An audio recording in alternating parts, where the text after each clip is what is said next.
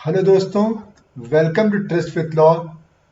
ये वीडियो खासकर उन लोगों के लिए है जो इस बार ऑल इंडिया बार एग्जाम देने वाले हैं। दोस्तों, चाहे बुरी खबर हो या अच्छी खबर हो, इस बार AIB 2023 10 दिसंबर को होगा and there is very little likelihood को एक्सटेंड हो सकता है। तो फाइनली अब इसके लिए मेरे पास काफ़ी रिक्वेस्ट है कि भाई इसके लिए भी कुछ वीडियोस बना दिए जाएं। बट ट्रस्ट मी दोस्तों, it's a very easy exam, इसके लिए बहुत कुछ तैयारी की जरूरत नहीं है।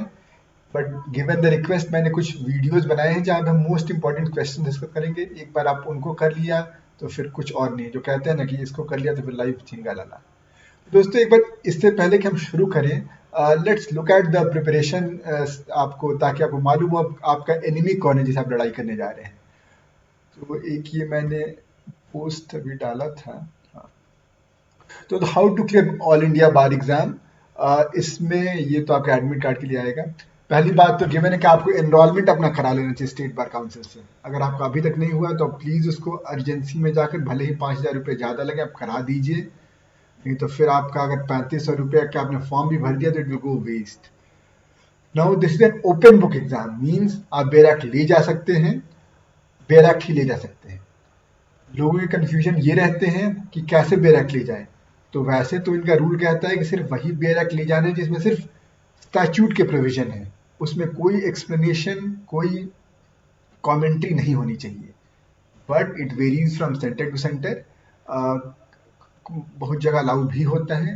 हैविंग सेड दिस, मैं ये जरूर कहूंगा कि आप अगर बेयर एक्ट ली भी जा रहे हैं जो जिसमें एक्सप्लेनेशन दी हुई है थोड़ी बहुत, तो आप उसे बहुत ज़्यादा अंडरलाइनिंग या बहुत उसमें फ्लैग्स, जो रेड फ्लैग, पिंक फ्लैग, ये सब जो ग्रीन फ्लैग जो जनरली हम एडवोकेट्स लगाते हैं, वो प्लीज़ मत उसमें लगाइएगा या उसको हटा लीजिएगा। देन और कुछ सेट ऐसे मिलते हैं, कुछ पब्लिशर्स की भी आमदनी हो जाएगी, इसलिए वो लोग भी बेचते हैं जिसमें सिर्फ बेयर एक्ट, सिर्फ स्टैच्यूट रहता है। देन अब एक बार टॉपिक्स हम डिस्कस करेंगे। इंपॉर्टेंट कि हम सिर्फ वही टॉपिक पढ़ें जिससे ज़्यादा 10, 8 या 5 क्वेश्चन आते हैं, क्योंकि आपको बस 45% नंबर लाना होता है। 45% for general OBC and 40% for SC ST।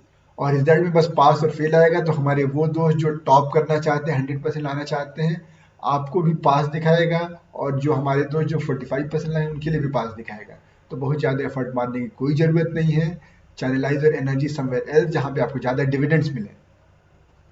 तो अभी और कुछ आर्टिकल्स में हम मोस्ट इंपॉर्टेंट क्वेश्चंस और प्रीवियस ईयर क्वेश्चन देखेंगे, हर उन टॉपिक्स के जिन टॉपिक को मैं आपको बताऊंगा पढ़ना है। एक बार सिलेबस देख लेते हैं। Syllabus constitutional law, IPC, CRPC, CPC, evidence, इसके अलावा ADR जैसे arbitration act, family law, PIL, professional ethics, company law, environmental law, cyber law, labour and industrial law, law of torts, उसके बाद contract which include specific relief act, negotiable instruments act, ये सब, property law भी इसमें, land acquisition act और intellectual property laws. तो अब मुझे ये बताने की जरूरत नहीं है कि आप देखिए कि इसमें बाकी सबसे दो दो क्वेश्चन आ रहे हैं। तो इन दो क्वेश्चन के लिए अगर आप कंपनी लॉ पूरा पढ़ने बैठे तो दैट्स नॉट वर्थ इट। तो इसलिए हम क्या इंपॉर्टेंट टॉपिक्स करेंगे? Constitution, IPC, CRPC, CPC, evidence, family law, law of tort, law of contract. और इन 9th इज लेफ्ट ब्लैंक, अगर आपको इसको भरना है तो भर दीजिए, मैंने तो नहीं भरा। तो इसमें इससे हमारे लगभग आराम से 60 से 70 क्वेश्चन हो जाएंगे। उसके अलावा बेयर एक्ट है ही। तो और आप ये देखिए, शुरू में कॉन्स्टिट्यूशन, अगर आप कॉन्स्टिट्यूशन करेंगे तो PIL भी आपका इम्प्लिसिटली हो जाएगा। इन सबसे ज़्यादा क्वेश्चन है कॉन्स्टिट्यूशन, IPC, CRPC। बाद में लॉ ऑफ टॉर्ट से भी आपके 5 क्वेश्चन आ रहे हैं, लॉ ऑफ कॉन्ट्रैक्ट से भी आपके 8-9 क्वेश्चन आ रहे हैं। तो this is the negative marking नहीं होती है, डोंट वरी। इसके प्लेलिस्ट मैं अपने चैनल ट्विस्ट मतलब पे डाल दूंगा, और फिर इस पर आर्टिकल्स तो हम लोग अपलोड करते हैं।